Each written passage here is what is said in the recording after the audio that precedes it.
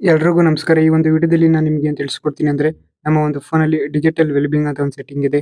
ಈ ಒಂದು ಸೆಟ್ಟಿಂಗ್ ಇಂದ ನಾವು ಒಂದು ದಿನದಲ್ಲಿ ಯಾವ್ಯಾವ ಆ್ಯಪ್‌ನ ಎಷ್ಟೊತ್ತು ಬಳಸಿದೀವಿ ಅಂತ ತಿಳ್ಕೊಬಹುದು. ಮತ್ತೆ ನಮ್ಮ ಒಂದು ಫೋನನ್ನ ನಾವು ಎಷ್ಟು ಸಲ ಅನ್ಲಾಕ್ ಮಾಡಿದೀವಿ ಅಂತ ತಿಳ್ಕೊಬಹುದು.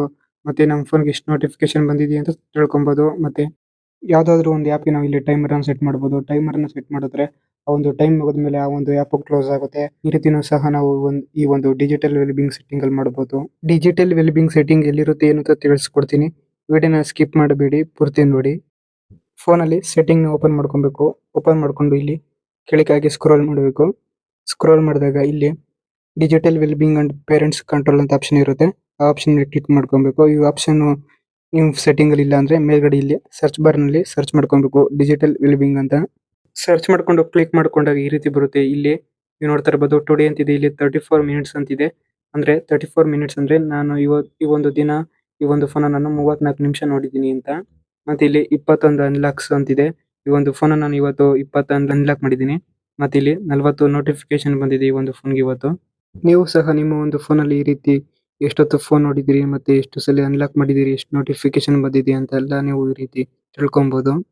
ಮತ್ತೆ ಇಲ್ಲಿ ನೆಕ್ಸ್ಟ್ ಟುಡೇ ಆಪ್ಷನ್ ಮೇಲೆ ಕ್ಲಿಕ್ ಮಾಡ್ಕೊಂಡ್ರೆ ಈ ರೀತಿ ಬರುತ್ತೆ. ಇಲ್ಲಿ ಯಾವ್ಯಾವ ಆ್ಯಪ್‌ನ ಎಷ್ಟೊತ್ತು ಯೂಸ್ ಮಾಡಿದೀವಿ ಅಂತ ನಾವಿಲ್ಲಿ ನೋಡ್ಬೋದು. ಎಕ್ಸಾಂಪಲ್‌ಗೆ ನಾನು ಇಲ್ಲಿ ಫೋನ್ ಆ್ಯಪ್ ನಾನು 26 ನಿಮಿಷ ಯೂಸ್ ಮಾಡಿದ್ದೀನಿ. ಮತ್ತೆ ಯೂಟ್ಯೂಬ್‌ನ 1 ನಿಮಿಷ ಯೂಸ್ ಮಾಡಿದ್ದೀನಿ ಈ ರೀತಿ. ನೆಕ್ಸ್ಟ್ ಈ ಒಂದು ಆಪ್ಷನ್ ಮೇಲೆ ಕ್ಲಿಕ್ ಮಾಡ್ತಾ ಹೋದ್ರೆ ಸ್ವಲ್ಪ ಹಿಂದಿನ ದಿನಗಳ ಡೀಟೇಲ್ಸ್‌ನ ಸಹ ನಾವಿಲ್ಲಿ ನೋಡ್ಬೋದು. ನೆಕ್ಸ್ಟ್ ಆ್ಯಪ್‌ಗೆ ಟೈಮರ್‌ನ ಸೆಟ್ ಮಾಡೋದು ಹೇಗೆ ಅಂತ ನೋಡೋಣ. ಅಂದ್ರೆ ಉದಾಹರಣೆಗೆ ಇನ್‌ಸ್ಟಾಗ್ರಾಮ್‌ಗೆ ನಾನು ಇಲ್ಲಿ 5 ನಿಮಿಷ ಟೈಮ್‌ನ ಸೆಟ್ ಮಾಡ್ಕೊಂಡ್ರೆ, 5 ನಿಮಿಷ ಇನ್‌ಸ್ಟಾಗ್ರಾಮ್ ನಾನು ಯೂಸ್ ಮಾಡಾದ್ಮೇಲೆ ಆ ಒಂದು ಆ್ಯಪ್ 5 ನಿಮಿಷ ಆದ್ಮೇಲೆ ಕ್ಲೋಸ್ ಆಗುತ್ತೆ. ಮತ್ತೆ ಆ ಒಂದು ಆ್ಯಪ್ ನಾಳೆ ವರ್ಕ್ ಆಗುತ್ತೆ. ನಾಳೆ 5 ನಿಮಿಷ ಆದ್ಮೇಲೂ ಸಹ ಆ ಒಂದು ಆ್ಯಪ್ ವರ್ಕ್ ಆಗಲ್ಲ. ಈ ರೀತಿ ಟೈಮ್‌ನ ನಾವು ಸೆಟ್ ಮಾಡ್ಕೊಬಹುದು. ಮನೇಲಿ ಏನಾದ್ರು ಮಕ್ಕಳು ಜಾಸ್ತಿ ಫೋನ್ ಯೂಸ್ ಮಾಡ್ತಿದ್ರೆ, ಅವ್ರು ಜಾಸ್ತಿ ಯೂಸ್ ಮಾಡೋ ಆ್ಯಪ್‌ಗೆ ನಾವು ಈ ರೀತಿ ಟೈಮ್ ಸೆಟ್ ಮಾಡಿದ್ರೆ, ಆ ಆ್ಯಪ್ ಆಟೋಮ್ಯಾಟಿಕ್ಲಿ ಕ್ಲೋಸ್ ಆಗುತ್ತೆ. ಎಕ್ಸಾಂಪಲ್‌ಗೆ ನಾನು ಇಲ್ಲಿ ಇನ್‌ಸ್ಟಾಗ್ರಾಮ್‌ಗೆ ಟೈಮರ್‌ನ ಸೆಟ್ ಮಾಡಿ ತೋರಿಸ್ತೀನಿ ಹೇಗೆ ಅಂತ. ಇಲ್ಲಿ ಟೈಮರ್ ಆಪ್ಷನ್ ಮೇಲೆ ಕ್ಲಿಕ್ ಮಾಡ್ಕೊಂಡ್ರೆ ಈ ರೀತಿ ಬರುತ್ತೆ. ಇಲ್ಲಿ ನಿಮ್ಗೆ ಎಷ್ಟು ನಿಮಿಷ ಬೇಕೋ ಅಷ್ಟು ನಿಮಿಷ ಟೈಮ್ ಸೆಲೆಕ್ಟ್ ಮಾಡ್ಕೊಬಹುದು. ಎಕ್ಸಾಂಪಲ್‌ಗೆ ನಾನು ಇಲ್ಲಿ 5 ನಿಮಿಷ ಟೈಮ್‌ನ ಸೆಲೆಕ್ಟ್ ಮಾಡ್ಕೊಂಡು ಓಕೆ ಕ್ಲಿಕ್ ಮಾಡಿದ್ರೆ, ಈ ಒಂದು ಇನ್‌ಸ್ಟಾಗ್ರಾಮ್ ಆ್ಯಪ್ ನಾನು 5 ನಿಮಿಷ ಮಾತ್ರ ಯೂಸ್ ಮಾಡಕ್ಕಾಗುತ್ತೆ ಡೈಲಿ.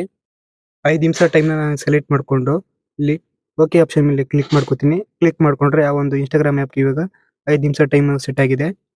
5 ನಿಮಿಷ ಟೈಮ್ ಆದ್ಮೇಲೆ ಆ ಒಂದು ಆ್ಯಪ್ ಯಾವ ರೀತಿ ಕ್ಲೋಸ್ ಆಗುತ್ತೆ ಅಂತ ತೋರಿಸ್ತೀನಿ. ಹಾಗೆ ಬ್ಯಾಕ್ ಬಂದು ಇನ್‌ಸ್ಟಾಗ್ರಾಮ್ ಆ್ಯಪ್‌ನ ನಾನು ಓಪನ್ ಮಾಡ್ಕೊತೀನಿ. ಓಪನ್ ಮಾಡ್ಕೊಂಡು 5 ನಿಮಿಷ ನಾನು ಇನ್‌ಸ್ಟಾಗ್ರಾಮ್ ಆ್ಯಪ್‌ನ ಯೂಸ್ ಮಾಡ್ತೀನಿ ಇವಾಗ. ಎಕ್ಸಾಂಪಲ್ ತೋರ್ಸಕ್ಕೆ. ಇನ್‌ಸ್ಟಾಗ್ರಾಮ್ ಯೂಸ್ ಮಾಡೋದನ್ನ ನಾನು ಸ್ಪ್ಲಿಟ್ ಮಾಡ್ತೀನಿ. ಯಾಕೆಂದ್ರೆ ಈ ಒಂದು ವಿಡಿಯೋ ಲೆಂಥ್ ಜಾಸ್ತಿ ಆಗುತ್ತೆ ಅದಕ್ಕೋಸ್ಕರ. ಆ ಒಂದು ಇನ್‌ಸ್ಟಾಗ್ರಾಮ್ ಯೂಸ್ ಮಾಡೋದನ್ನ ನಾನು ಸ್ಪ್ಲಿಟ್ ಮಾಡ್ತೀನಿ. 5 ನಿಮಿಷ ಟೈಮ್ ಆದ್ಮೇಲೆ ನೀವು ನೋಡ್ತಾ ಇರ್ಬೋದು ಈ ರೀತಿ ಬರುತ್ತೆ ಆ್ಯಪ್ ಪುಶ್ಡ್ ಅಂತ. ಇಲ್ಲಿ ಓಕೆ ಆಪ್ಷನ್ ಮೇಲೆ ಕ್ಲಿಕ್ ಮಾಡ್ಕೊಂಡ್ರೆ ಈ ಒಂದು ಆ್ಯಪ್ ಇವಾಗ ಕ್ಲೋಸ್ ಆಗುತ್ತೆ. ಈ ಒಂದು ಆ್ಯಪ್‌ನ ನಾವು ಮತ್ತೆ ಓಪನ್ ಮಾಡಿದ್ರೆ ಇದು ಆ್ಯಪ್ ಇವಾಗ ಓಪನ್ ಆಗಲ್ಲ. ನಾಳೆ ಈ ಒಂದು ಆ್ಯಪ್ ಓಪನ್ ಆಗುತ್ತೆ. ನಾಳೆ ಓಪನ್ ಮಾಡಿದ್ಮೇಲೆ 5 ನಿಮಿಷ ಆದ್ಮೇಲೆ ಮತ್ತೆ ಒಂದು ಆ್ಯಪ್ ಈ ರೀತಿ ಕ್ಲೋಸ್ ಆಗುತ್ತೆ. ಟೈಮರ್‌ನ ನಾವು ಡಿಲೀಟ್ ಮಾಡಕ್ಕೆ ಸೆಟ್ಟಿಂಗ್‌ನ ಓಪನ್ ಮಾಡ್ಕೊಬೇಕು. ಓಪನ್ ಮಾಡ್ಕೊಂಡು ಇಲ್ಲಿ digital wellbeing and parents control option ಮೇಲೆ ಕ್ಲಿಕ್ ಮಾಡ್ಕೊಂಡು, ಇಲ್ಲಿ ಡ್ಯಾಶ್ ಬೋರ್ಡ್ ಅನ್ನೋ ಆಪ್ಷನ್ ಮೇಲೆ ಕ್ಲಿಕ್ ಮಾಡ್ಕೊಬೇಕು. ಕ್ಲಿಕ್ ಮಾಡ್ಕೊಂಡಾಗ ಈ ರೀತಿ ಬರುತ್ತೆ ಇಲ್ಲಿ. ಹಾಗೆ ಸ್ಕ್ರಾಲ್ ಮಾಡಿದ್ರೆ ಇಲ್ಲಿ ಇನ್‌ಸ್ಟಾಗ್ರಾಮ್ ಆಪ್ಷನ್ ಇರುತ್ತೆ. ಆ ಆಪ್ಷನ್ ಮೇಲೆ ಕ್ಲಿಕ್ ಮಾಡ್ಕೊಂಡಾಗ ಇಲ್ಲಿ ಡಿಲೀಟ್ ಟೈಮರ್ ಆಪ್ಷನ್ ಏನಿರುತ್ತೆ, ಒಂದು ಡಿಲೀಟ್ ಟೈಮರ್ ಆಪ್ಷನ್ ಮೇಲೆ ಕ್ಲಿಕ್ ಮಾಡ್ಕೊಂಡ್ರೆ ಆ ಒಂದು ಆ್ಯಪ್ ಇಂದ ಆ ಒಂದು ಟೈಮರ್ ಡಿಲೀಟ್ ಆಗುತ್ತೆ. ಇವಾಗ ನಾವು ಈ ಒಂದು ಆ್ಯಪ್‌ನ ನಾವು ಮೊದಲಿನ ರೀತಿ ಯೂಸ್ ಮಾಡ್ಬೋದು. ಇದೇ ರೀತಿಯ ಹೊಸ ವಿಡಿಯೋಗಳನ್ನ ನಾನು ಅಪ್ಲೋಡ್ ಮಾಡಿದಾಗ ನಿಮ್ಗೆ ನೋಟಿಫಿಕೇಶನ್ ಮುಖಾಂತರ ಬರ್ಬೇಕು ಅಂದ್ರೆ ಈ ವಿಡಿಯೋ ಕೆಳಗಡೆ ಫ್ರೀಯಾಗಿ ಸಬ್ಸ್ಕ್ರೈಬ್ ಅಂತ ಒಂದು ಬಟನ್ ಇರುತ್ತೆ. ಸಬ್ಸ್ಕ್ರೈಬ್ ಮಾಡ್ಕೊಳ್ಳಿ. ಸಬ್ಸ್ಕ್ರೈಬ್ ಮಾಡ್ಕೊಂಡು ಪಕ್ಕದಲ್ಲಿರೋ ಬೆಲ್ ಐಕಾನ್ ಮೇಲೆ ಕ್ಲಿಕ್ ಮಾಡಿ ಆಲ್ ಅಂತ ಸೆಲೆಕ್ಟ್ ಮಾಡಿ. ವಿಡಿಯೋ ಇಷ್ಟ ಆಯ್ತು ಅಂದ್ರೆ ಒಂದು ಲೈಕ್ ಮಾಡಿ. ಹಾಗೆ ನಿಮ್ಮ ಫ್ರೆಂಡ್ಸ್ ಅಂಡ್ ಫ್ಯಾಮಿಲಿಗೂ ಶೇರ್ ಮಾಡಿ.